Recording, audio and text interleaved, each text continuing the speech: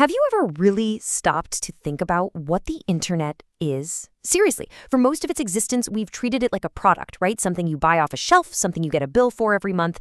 But what if that entire way of thinking is just becoming obsolete? What if digital access is changing from a simple commodity into something as basic and essential as the water from your tap or the electricity in your home? Okay, let's get into it because this shift is huge.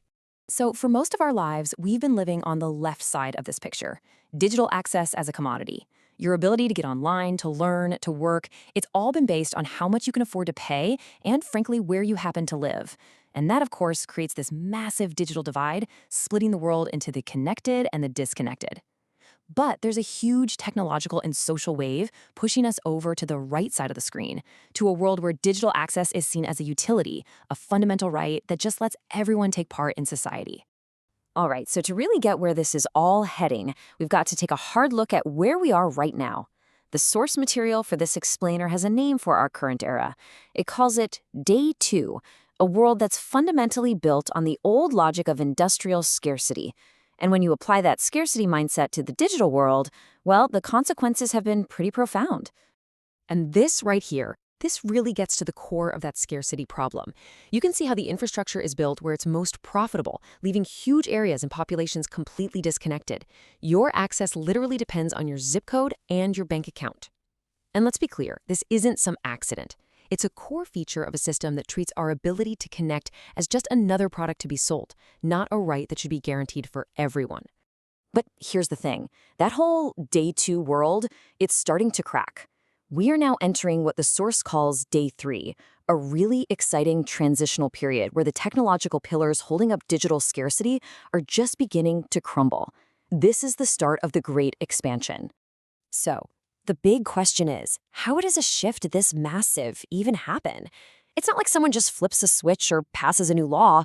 No, the real engine of change here is this fundamental, almost like a tectonic shift in both economics and technology that's completely rewriting the rules of the game.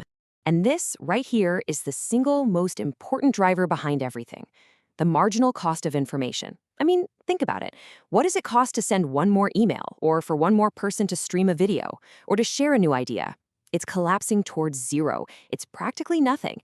And when something can be copied and shared infinitely for almost no cost, trying to sell it like it's a rare, limited product, well, it just stops making any sense.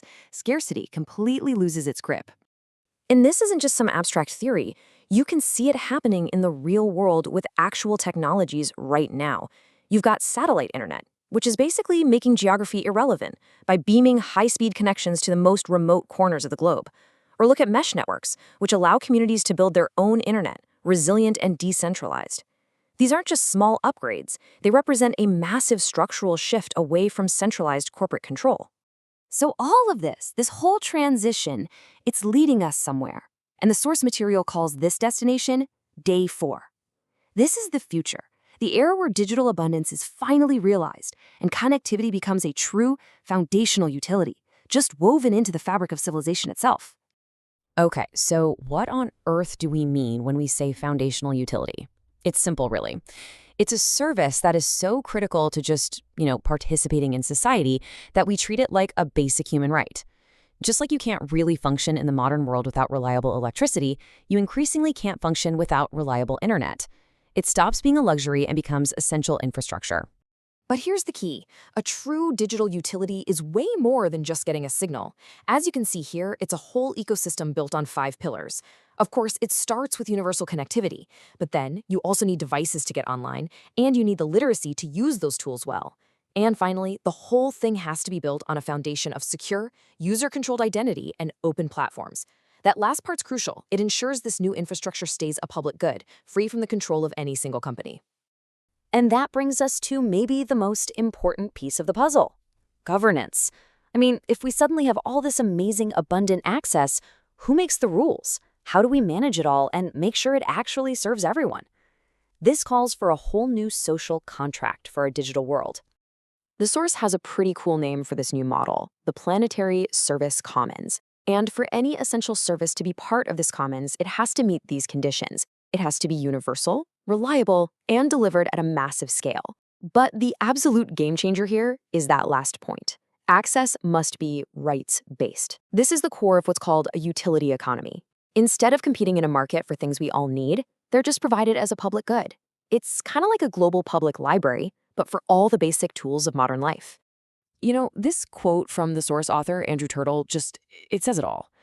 In an abundant civilization, digital access is not a service, it is infrastructure. Think about that for a second. That completely flips the script. It's not something you buy anymore. It's just part of the world you live in, like a road or a bridge. So let's pull back for a moment and look at the big picture. Why does this transition from commodity to utility matter so much? Because getting everyone online isn't actually the end goal. It's the beginning of something way, way bigger. In this world of abundance, digital access becomes the connective tissue of society. It's the nervous system that links everything else together. Think about it. Abundant energy, smarter healthcare, universal education. All of those things depend on a universal digital layer to coordinate and deliver them to everyone. It's the key that unlocks abundance in every other area of our lives. And that really leaves us with this one massive, profound question. For pretty much all of human history, access to information and knowledge has been scarce. It's been guarded, it's been expensive.